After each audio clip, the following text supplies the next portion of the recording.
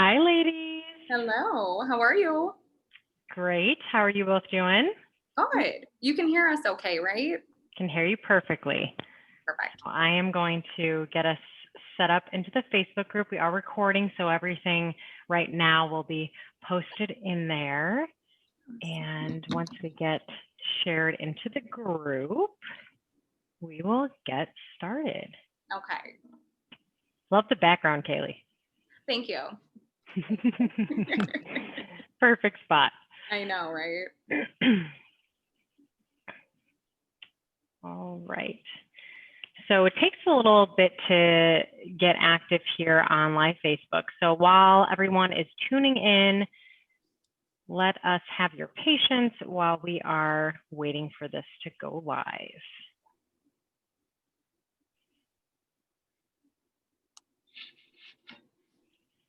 It's just about ready.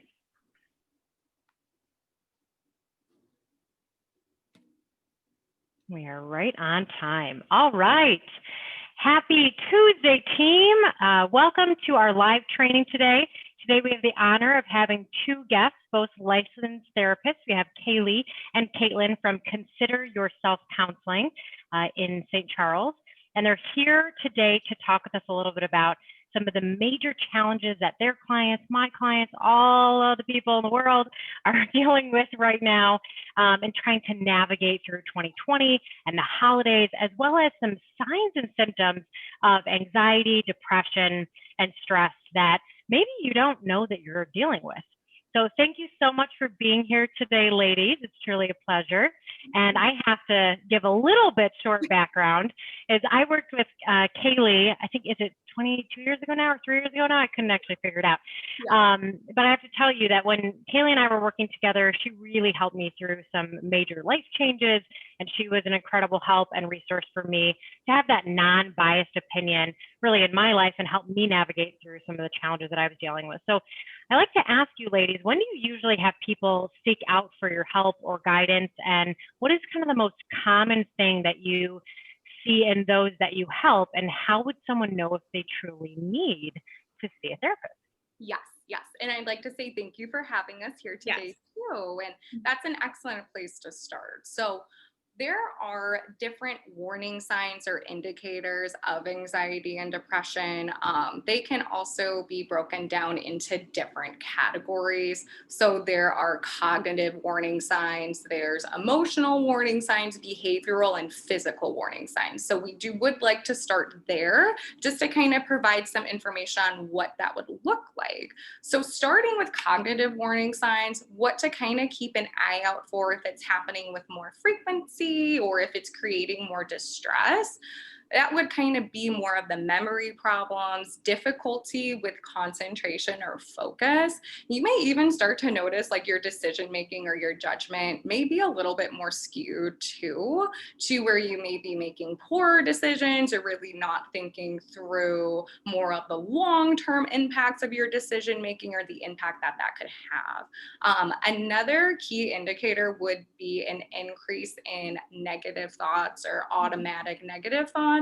So these can be more of like they could race through your mind, they can be focused on more pessimistic thinking. And it can also kind of encompass more of like a consistency or a constant in worrying. So if you're noticing that there's an increase in the amount that you're spending time worrying or going through the what ifs or thinking about the worst case scenarios throughout the day, those can all be and fall under that umbrella of those cognitive warning signs that would go along with anxiety and depression too. And Kailey really brings up a great starting point. And as she mentioned, there's a couple other areas that we can often, when we know where to look, might see these warning signs. So as she mentioned, another one is some emotional warning signs. And, some examples of this can be, moodiness. And oftentimes, that can be feeling okay, not even necessarily happy and elated, just okay, and then feeling like you're tearful. Your mood is just kind of fluctuating day to day and not knowing why necessarily. going off of that, sometimes we feel really irritable with ourselves, with other people. We notice that we're having a short temper, and going off of that again is sometimes agitation and feeling like we have this like inability to just relax, whether it's relax cognitively. Kailey mentioned some racing thoughts or anxious thoughts. So, sometimes even relaxing mentally is really hard for us, but also physically, just that inability to feel like you can just feel calm and content. We also really feel overwhelmed when we're anxious or depressed. So that can also be another warning sign. Overwhelmed with the amount of tasks that you have to do on a day-to-day basis. And then a big one, especially one that we've seen an increase in because of COVID and around the holidays, is this sense of loneliness and isolation. And the tricky thing with those two is we often think we can only be lonely if we're physically alone, but a lot of people feel lonely and isolated even when we're around other people, family, friends, coworkers. So it's really not just what you might see in movies where you're by yourself at home. You can really have that sense of loneliness and isolation in a multitude of ways, and as a result of that, you kind of start to feel depressed and that just general unhappiness, kind of going back to maybe what I said earlier with that moodiness and just feeling like not content, like you can't get out of a rut, perhaps. If you have with some of those cognitive warning signs and then emotional, you might realize you're starting to feel restless. And that could be lack of sleep. It could be physical kind of restlessness, and then that inability to focus on a task at hand, whether that's reading, just, morning coffee can become this big task when you're feeling like everything is hard to focus on. Absolutely. Awesome. These are all really, really good points. Two things I want to kind of point out that you both said. So one of the things, Kailey, you mentioned for automatic negative thoughts, this is something I hear all the time from my clients, and something that I call them, and totally steal this if you don't use it already, to crush ants. Your automatic negative thoughts is crushing ants. And which, brings us to what are the solutions and ways that you can be able to provide some structure to finding solutions that work for you.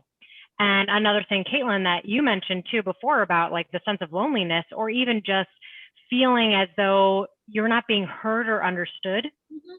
And even if you're in an environment and you're with other people, if you're not feeling as though you're being valued or heard as a person, it can often feel like you're the only person in the room, even if you're in a crowd of many. I mean, there's like lots of songs about this too, right? Yeah, there really are. And you're absolutely right. I mean, it really is just stomping out those ants. So those automatic negative thoughts. And there's definitely a lot of different strategies that can be incredibly helpful for each person with combating those. And the first step that's going to be the most important is really just identifying and creating more of that awareness of when these automatic negative thoughts or these ants are really happening, because they can often go overlooked. Like they can really just become more of the norm for us, where we're really not even noticing that that's what's taking place. So the first step is definitely identification, awareness. And then that's where you can pull in some strategies from cognitive behavioral therapy, which is really helpful with restructuring unhealthy forms of thought. And that is something that's a great resource with being able to work through some of these ants that you're experiencing. Absolutely. Yep. And actually with the isolation and like you said, being heard, that is a lot of times, as humans, that's kind of one of our main things that we just seek out, is that human connection and that desire to feel like we're being understood and heard. And not always having a solution or a fixer, but again, going back to that, just that connection. And it can be really hard. And so sometimes, and we kind of touch on this a little later, but it's just seeking out those people who you might feel comfortable enough just talking to and kind of showing that vulnerable side of yourself too, which can be incredibly hard to do, depending on who you have in your life. Not everyone has this great support system, and that can be really hard, especially again around the holidays and with COVID. So I think that's definitely a hard thing for people to do, is just wanting to feel heard. Yes, definitely. So there are physical warning signs too. And I will start with a disclaimer that some of these warning signs of anxiety, depression, there can be some overlap actually with COVID symptoms right now. So you want to make sure you're ruling out anything medical first. But a common symptom or indicator of anxiety is actually aches and pains. And the reason why is when we're experiencing that stress, our body definitely starts to kind of tense up a bit and our muscles definitely start to constrict. So as a result of that, our body can start to experience more of those pains. There's a lot of gastrointestinal symptoms that go along with anxiety too. So early indicators of that, or just symptoms of that, can be diarrhea, they can be constipation and nausea. Dizziness can also be one of those physical early indicators, also with chest pain and a rapid heartbeat, even when it comes into your immune system. So when you're also going to be experiencing more stress on a consistent basis, it really can lead to our immune system not really operating in the way that it properly or that normally would. So that's where we can even start noticing that like we're getting more colds or feeling more run down on a consistent basis can also be another indicator here. Yeah, that is an extremely powerful point. Something I talk about a lot with my clients when we're talking about GI issues. Yep. And how powerful, just think about that, how powerful the mind is. Your mind is your most powerful muscle that you have in your body because you think it and a cascade of events happens in your body. Hormones are released, different enzymes and enzymatic reactions occur. There's a whole plethora of things that happen as soon as you think it. So that thought isn't just a thought. That thought is a movement that's happening within your body. Yeah, exactly. And, you know, kind of talking and wrapping all of those early warning signs we talked about so far, sometimes the behavioral ones are what we notice or what's brought to our attention by other people, because those are most observable. So some behavioral warning signs that we kind of notice and look out for are you eating more or less? You know, your appetite fluctuates depending on, you know, and that is going to vary person to person. Again, all of this will to some extent, but, you know, you might find that you're eating significantly less and, you know, losing weight when you're not trying to lose weight, you know, so it's not going on a diet and losing 10 pounds. It's, you know, you aren't feeling hungry and you're just not eating. On that side as well, sleeping more or less, like your sleep is drastically going to be kind of affected at times when you're feeling anxious, going back to those racing thoughts. You know, those feelings of restlessness. So that's really gonna kind of impact as well. You know, we touched on isolation, but behaviorally, you do isolate a little bit more when you're feeling anxious and depressed, and it maybe sounds ironic because you think you might actually reach out and seek people when you're feeling that way, but you do, going back to those automatic negative thoughts, you know, you start to have some of those that say like, you know, don't reach out, people don't want to hear what you have to say, or people aren't going to be there for you, or have a burden. You know, there's a magnitude of things that we can tell ourselves when we're in that midst of anxiety and depression. So what we do is we isolate and we kind of keep to ourselves. And that it's hard because it makes us, it kind of increases a little bit those symptoms then.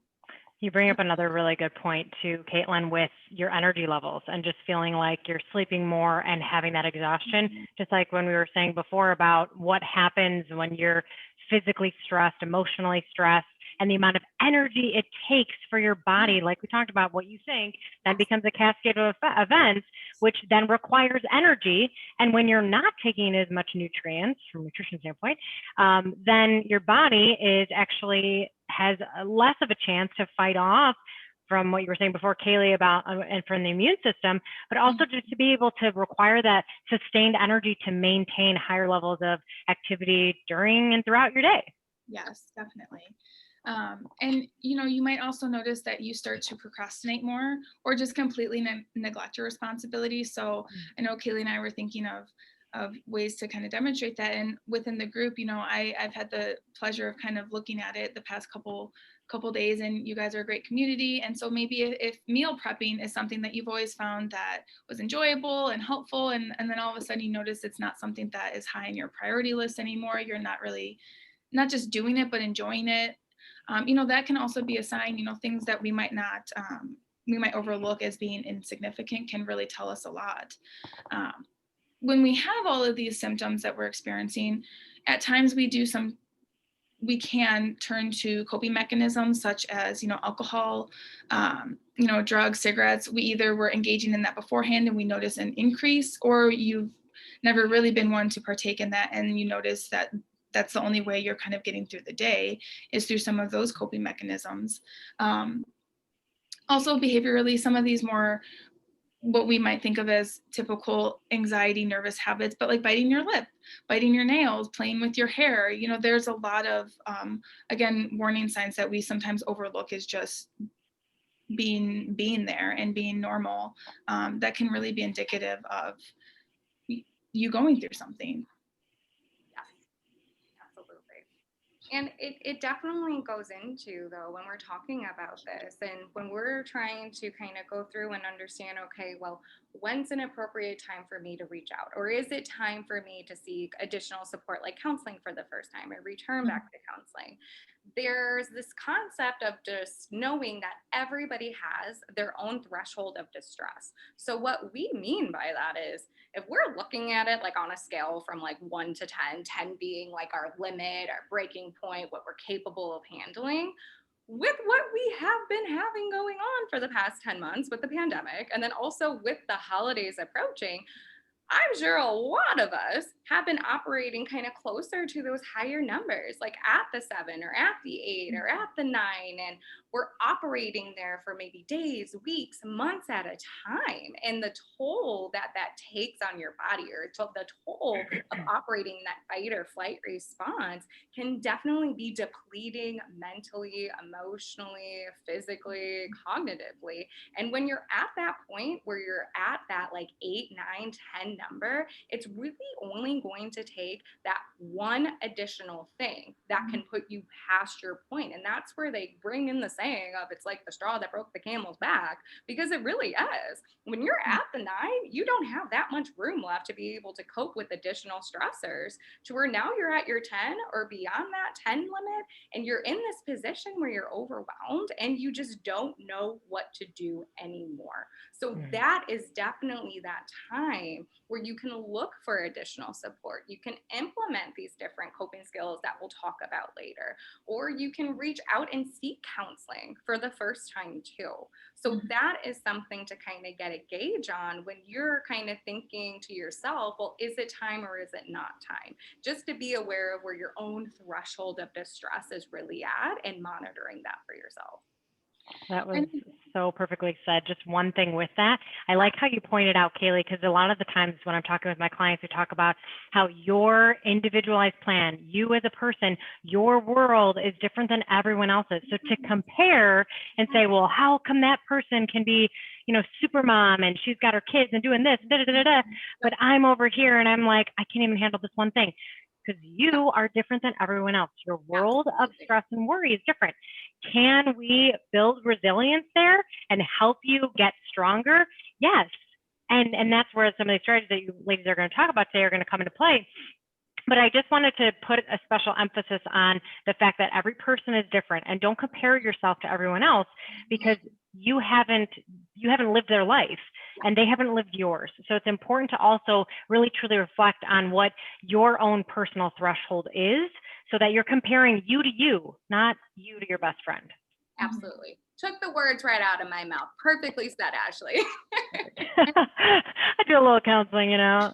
That's actually really important too, Ashley, because even if you and your neighbor are both experiencing depression, even within depression, you experience that very differently. So it is not a one size fits all type of experience. And like you both have mentioned, comparing can kind of be the joy of thief, and kind of feed into some of those automatic negative thoughts that you might already be having, of feeling like a failure and other areas. So that is definitely important to note. One of the things that Kailey and I have mentioned and seen in practice a lot recently, again, holidays coming up with COVID, past 10 months being just drastically impacting all of us in different ways, is again isolation. And that is hard, because those are symptoms of the anxiety, the depression, and again COVID. So it's also hard because, you know, if you're feeling anxious and depressed, you're not necessarily reaching out to people, but then you have COVID where they're literally telling you don't go out, don't see people. And so you start to feel even more stuck. And and lonely, and then you maybe go see a family member or a friend, and you might have guilt about doing so because you think that you might be endangering yourself or them, and so that it just almost feeds into everything that you were telling yourself prior to that. So as I mentioned before, you start to isolate more, and that is really hard. With the holidays coming up, we always think, oh, okay, let's see family, let's see friends, and the truth with that is putting up boundaries around the holidays in general, but around the holidays is really crucial because, family can be toxic, friends can be toxic, coworkers can be toxic. So, we don't want to assume that everybody has a support system or family that is conducive to bettering your mental health. So putting up boundaries can be as simple as saying, I'm only going to go to my parents' house for an hour on Christmas, or I'm not going to go at all because I know that if I go, it's not going to be beneficial to me whatsoever. So with isolation, it's kind of trying to do what you feel most comfortable with, given, of course, the circumstances in society right now. Zoom, I know Zoom it doesn't replace face-to-face, but it can be a really excellent alternative if that's what you're more comfortable with. But reaching out to those people that you do feel safe and supported and heard by, so you can have that sense of just again, connection. And those boundaries are really crucial. Yeah. Another good point, that you're saying too, Caitlin, is just what people are comfortable doing, because your level of comfort, again, talking about how everyone's different, your level of comfort is different than my level. We've been talking about this within my family too, and even some family members are more comfortable being around us as a unit, and some are just not comfortable with it. And everyone's life experiences and what you're going through at this time is different than what other people are experiencing. So I think it's important to also be sensitive to that and understanding that if they don't feel comfortable, no need to shame or guilt them into coming because they've said that they're not truly comfortable with it. So I always think improvise, adapt, and overcome, and be able to, like you said, use Zoom and ways to connect like this are great methods of being our second best option. Yep. And I'm glad you said that, Ashley, because boundaries with yourself of saying no, but boundaries with other people and respecting other people's boundaries. Other people have boundaries that they may be putting in place. And I think you highlighted on that. And that was really crucial because you have to respect other people's boundaries as well, even if you don't agree or understand them. Yeah, definitely. Another thing we're seeing a lot more of lately too is unrealistic expectations. So definitely around the time of the holidays coming up, in the middle of a pandemic still, and just what we've all, like we said before, what we've all been through this past year, we're seeing unrealistic expectations really play a role into amplifying or kind of creating some more symptoms of anxiety and depression here. So what can really fuel that is really those should statements. So even when we're going back to that same scenario of, okay, well, if you're feeling pressure or if your parents are coming to you and being like, well, we want you to come over for the holidays, you could be placing that pressure on yourself, being like, should go and do that. But if you're going to be operating off of shoulds, then you're operating off of guilt at the same time. And we know too much guilt can definitely lead us to be in positions where we can beat ourselves up, to where we can regret certain behaviors or interactions we're having, and to where we're really getting further away from what actually makes the most sense for us to actually be doing for ourselves in that moment. So we do need to look out for those should statements here when it comes to expectations. And also a big thing right now is with the world we're in right now and with the holidays coming up, our expectations for ourselves on a daily basis they've shifted. So what we were doing this time last year in comparison to what we're doing currently, it may not match up in the same way. So it's even recognizing that we do need to adjust. We do need to adapt. We need to start restructuring and reorganizing the expectations we're setting for ourselves on a daily basis. Because this is where it also brings in that concept of the threshold of distress. If we're going to be operating at those higher numbers, and if we're really at that point to where we're at the 9, we're at the 10, we're really not going to be able to function in the same way as we normally would if we're at a lower number, like at the 2 or the 3. So it's even recognizing when we're hitting those higher numbers, we need to adjust our expectations for ourselves on a daily basis. So we can take the time to recharge. We can take the time to kind of reset. We can take the time to prioritize ourselves to take care of that threshold of distress we all experience. So then we can get through our day in a manageable way and in an effective way for ourselves. And a big thing that also ties in here along with the shoulds are those perfectionistic expectations. So especially with this time, if we're telling ourselves, well, we should have the same schedule, waking up at 6 o'clock and then getting our workout in and then making sure we're getting our first meal for the day and then going to work and performing in an excellent way without making a mistake. It's crucial with our expectations to have leniency and flexibility and to give ourselves some grace here with what we're all kind of experiencing and going on, or what we have going on here. Mm-hmm. Perfectly said. I was talking about this with our group yesterday for Monday Motivation to Move. And I'm stealing this from someone else. But when you shit on yourself and you shit on others, it gets really smelly. So stop shitting on everybody. And I love that because it just, makes a humoristic situation, humor out of a situation. But it's so true. Those shoulds. Like whenever you hear someone saying those words to you, maybe just take a moment and maybe they haven't heard a conversation like this where you say, you know what, I appreciate your input right now, but right now I'm not feeling like I should do that. I'm feeling like what I need right now is this, and that's okay. It is giving yourself permission. Absolutely. Yep. And that ties in really nicely with some of the coping skills or strategies that we thought would be helpful to share is kind of that self-compassion, that notion that it's okay to be not at that level that you were last year. Kailey talked about unrealistic expectations and having more manageable ones. And part of that is just telling yourself it's okay to get through the day at the level that you did, because at this point we're all essentially surviving day to day. We're in the pandemic.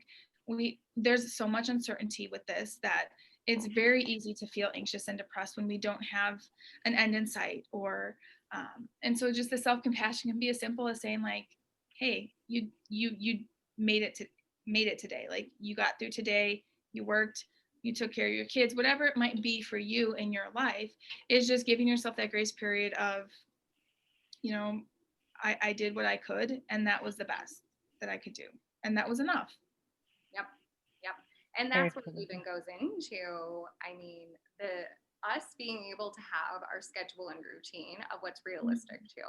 So going into and having that self-compassion, one of adjusting those expectations and then setting up our day to where we're still getting those feelings of accomplishment and productivity, even if they're on a smaller scale. We don't need to go out each day and do everything like full out 100% if we're really not feeling like it, especially with certain symptoms of anxiety or depression that we may be experiencing. So really just recognizing that the small goals for ourselves each day can still produce those feelings of accomplishment and productivity that are so helpful with combating feelings of anxiety and depression and those symptoms that go along with it. So getting that schedule and routine on a consistent basis is crucial as a protective factor for ourselves during a time like this. Yeah. Such a good point with, especially when the holiday seasons, when things aren't in your normal routines or patterns. And like you said, it's the balance between, and I have a question too, it's a balance between being able to still have a consistent flow of what you normally do, but then also giving yourself a little freedom and flexibility to say it's not going to be 100% normal, especially compared to other years, but also it's not normal compared to your typical schedule. So it's okay that it's slightly different, but providing you with some of that structure, like if you typically exercise every day, then keep that in your plan. If you typically meal plan in the week, then keep that in your plan to help provide you with some structure during the holiday season so that you're still feeling like you're moving. I always talk about creating maintenance, but you're maintaining this level of like consistency. Absolutely. And all of you are in a great group with working with Ashley, because a huge coping skill for you right now is exercise and nutrition. If you have that going on a consistent basis, the positive impact that just has on those behavioral symptoms, cognitive symptoms, emotional, physical, everything, that's huge. And one of the top things that you could be doing for yourself. Woo! Winning team. Now, my question is, what do you tell someone who says, I just feel so guilty if I don't do all these things on my list? I just can't figure out how to get the guilt to go away. Yes. Would you like to start, Caitlin? I was gonna say, I would typically start with why they feel guilty. Like in what way does completing that list bring them a sense of accomplishment? And is there another way that they could perhaps find that sense of accomplishment without being too hard on themselves and maybe pushing themselves past the point that they're able to do in the moment? Absolutely.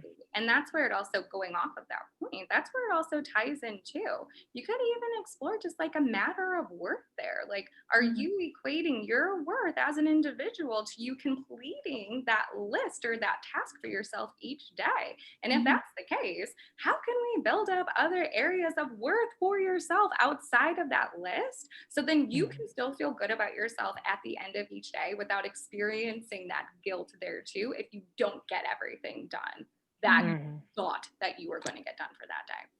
I also think along those lines too with that is going back to the expectations. If you are someone who relies very heavily on other people's expectations or thoughts of you, that guilt of not accomplishing or getting that thing done, or maybe husband wanted this done and he couldn't get it done, or that was just one example, but and not being able to live up to those expectations again, is maybe having that conversation, communicating, right? Communication is key to any relationship, but to be able to communicate that, you know what, hey, this is just an unrealistic bar that we've set. And I realize that I'm living off of your expectations and I'm not creating my own to the point where what truly matters to me most. Very well said. Yeah, absolutely. And I like that you brought that up, because a lot of people sometimes feel like these have to be things that they do on the sly or without kind of talking about it. But you can, sit down and have that conversation with your partner or your whoever it might be and say, like, I'm feeling like I'm burnt out and I need to adjust my expectations. Here's how I'm going to do it. Here's how I feel like you can help me. What do you think? It is a collaborative experience. It's not just kind of doing it all yourself and expecting people to know that you're doing it, or so the communication, like you said, is key, and being just upfront about it can really make a difference as well. Absolutely. It can be.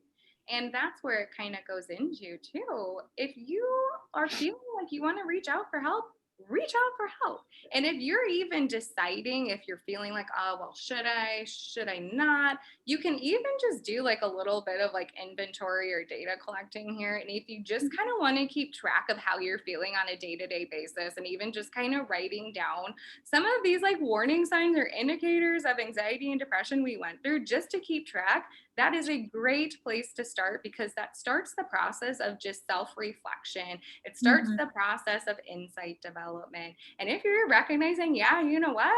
I'm feeling actually that this is something that's constant for me, and I've been noticing this has becoming more of a pattern. It's more of a frequency, or it's consuming me. Then that's where you can transition into just reaching out for help. And it doesn't need to be counseling right off the bat. It could be talking to your family, talking to your friends, talking to coworkers, talking to this group that you guys have set up as a support system for one another.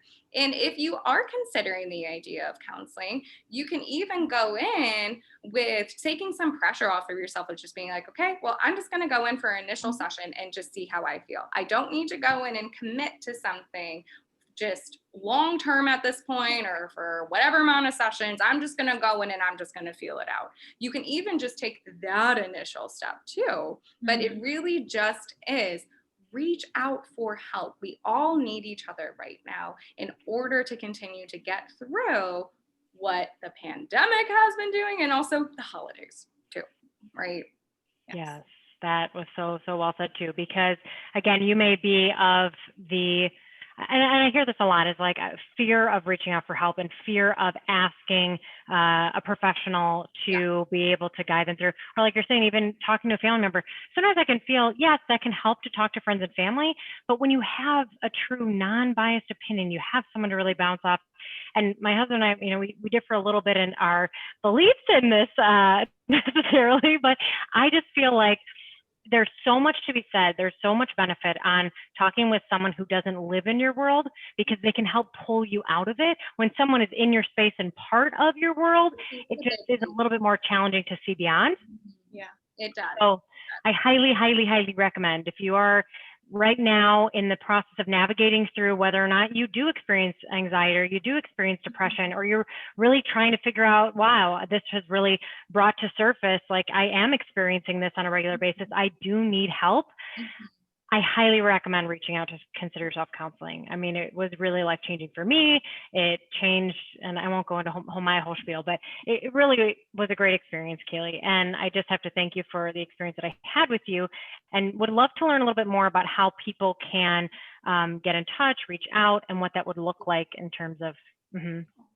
So you can definitely go to our website, and it has, like, if you need to email to initiate making the appointment, you can call. Courtney is our new client scheduler, so she's really great at setting each person up with the appropriate clinician based on their schedule, you know, what you're coming in for. We do use a lot of different theories in our practice. Each therapist kind of has their own approach, but a lot of the big ones that we use are cognitive behavioral therapy, dialectical behavior therapy, and solution focus. And really our main goal, especially in that first session, is to help the client realize that, you know, we're going to give you something to work with and something to take away from that first session. That it is very scary sometimes coming in, spilling your guts and answering all these questions that we ask, but it really is a collaborative approach. And it's you know, me and Kailey, or our coworkers with the client, working with them to establish a treatment plan that is appropriate to them, because each person is coming to therapy with a different issue or a different goal with therapy. No one, again, is coming in at that same point necessarily. So we tailor the therapy approach and the treatment plan to them in particular. And that can fluctuate along the way depending on the needs of the client. You know, that's, again, not set in stone. So that is a little bit about how, you know, as a whole, how we go about it, but also, you know, with Courtney scheduling it, going back to that, you know, she sets that up, she takes your insurance information, and then Lisa, who is our billing coordinator, she actually runs and verifies your insurance and the benefits. And we do accept most major insurances. There's a list on our website too, if you'd like to check it out. And it does kind of, again, detail each insurance that we are part of. Absolutely.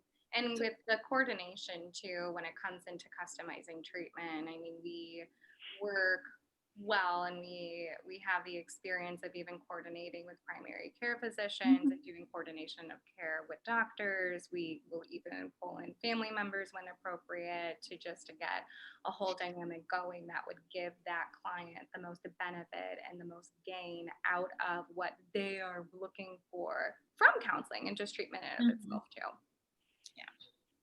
Awesome. Thank you, ladies, so much. One more point to that too, and I know maybe there might be a couple more things that we want to talk about in terms of questions. We do have a couple people that are live right now. So if you ladies have any questions, we've got Courtney, Neha, Lori, and Janet that are live right now. So if you ladies have any questions and we haven't quite answered them yet, feel free to post in this when I post this in our group, and then Caitlin is in our group too, and I'll tag you in it so she can message you back and forth and just kind of make that connection. Another thing that I just wanted to say too before about reaching out and kind of alleviating that pressure from that initial meeting. Sometimes I hear people say, well, I don't know how I feel about talking to a stranger. Like, how are they, you know, they don't know me. I don't know if I'm gonna like them. And you said before, Caitlin, too, that all of you have your different personalities, obviously, but all of you have your different way that you work with clients specifically. Is there, and I remember doing this with you, Kailey, with our first session, is we had like two, Yvonne and you, sitting in on the session and then talking through exactly what I really wanted to work on myself. And then we decided that it was the best fit to move forward together. So is that still something that you guys do as a team, or has things changed since you and I worked together? Yes. So what we are currently doing is during the initial scheduling, we have our client coordinator just do some screening with particular questions. And then based off of that, we determine as a team for who would be the best fit for that new client coming in. Now, we do all have similar styles to some extent. Obviously, there's some differences with how each of us work, but generally, we all operate off of the same modalities. We all operate off of similar approaches. So you're still getting a good kind of focus or concentration as a whole within our practice with our style, but there are some differences between each of us and within the varying clinicians. So yes, our client coordinator will provide or just ask some screening questions to make sure that you're getting fit with the appropriate counselor for you, and then just taking it from there. And always too, with counseling, it's about finding the right fit with the counselor. So even if you start out with a counselor and you realize, yeah, you know what, I'm not really feeling that type of connection I'm looking for, or I don't really think it's the best fit, that's okay. So if you're feeling like you need to seek out a different counselor, or if you're feeling like you need to talk about that with your counselor and see what other options can look like, that's totally appropriate. And it's just about finding the best fit for yourself. It really is, because that's how you're going to get the most out of a counseling experience, when you have that connection with that counselor. I love that too. It just sounds so non-intimidating, right? You think like, well, if this person doesn't work for me, you can have that conversation with that person saying, even though it might be a tad awkward, you say, you know what, I'm wondering if there might be a better fit for me. Or talking with, you said Courtney is your coordinator. So talking with her to be able to say, hey, you know what, I am feeling like I need this from that person, and I'm, I'm seeking that type of connection. That is important, because when you're really truly getting to those deeper levels, you're peeling those onion layers back. It's important to be able to feel like you can be yourself and you can say the things that you want. And I'll be perfectly honest with you. I went and saw 2 people before I came to you, Kailey, and I was like, oh no, that is not the right fit for me. This woman was like telling me all about her certifications, and I was like, okay, can we talk about me? Like, this is why I'm here. So it really, truly is important that you do find the best fit for you, and that, again, knowing that you have a wide variety of therapists within to consider yourself counseling, it gives people a lot of options and have variety. So any last thoughts that you ladies like to share with our team here, or anything else that you feel like would provide some insight before we conclude? I think one thing that we wanted to touch on real quick is just, progress is not linear. So if you do seek out a counselor or a friend or whatever, and you're given skills, there's going to be ups and downs. There's going to be trial and error. And it's okay if one day you feel like you're rocking it, and the next day you're like, oh man, like I didn't use that coping skill and I'm not feeling my best. It doesn't mean you're back at where you were when you initiated the process. It just means that you're learning. And that's really all that anyone can do in life, is just learn and try and work with what's best for them. So again, just remembering that, it's not linear, and having that self-compassion in those moments where you really need it, and might be really easy to not give it, but that's a crucial indicator that you might need it the most, and just give that to yourself. Agreed. Awesome. Very well said. Awesome. 2 more quick questions for you ladies here from our live group. Are you seeing people in person or over the phone right now, virtually? So we are doing a combination of both. So we are still doing telehealth sessions. So that can be on a video format, or that can be a phone call. We are also doing in-person sessions too. We have a protocol when you do come in, and we do ask the screening questions for COVID. We take your temperature before you come back. We ask that you wear a mask, and then we make sure that we're distanced enough within our offices then too, and we're disinfecting after each session as well. So we are doing a portion as well with in-person sessions at this point. Great. And then the last question here, do you accept Medicare? We do not accept Medicare. So with us not accepting Medicare, we have the option of a self-pay, to where there would be a sliding scale rate. And that would be something to where we would not be billing through insurance, that you would be able to address with our coordinator and our admin, either Courtney or Lisa, and to kind of discuss what payment could look like then if we're not going to be going through insurance. Got it. Awesome. Well, ladies, thank you so much for being here. Team, if you have any other questions for either Kailey or Caitlin, you can post them within this post. I will also make the link, or we'll put the link of your website, and then any other information that you'd like me to post, just send it over my way and I'll get that set up. And you guys can all reach out and get in touch and then get your questions answered, get the help that you need, especially right now, especially during the holidays, and especially in a time where we all need to come together and help each other out as a unit. Thank you, ladies, so much. Have a great rest of your day. Thank you. You too. Bye.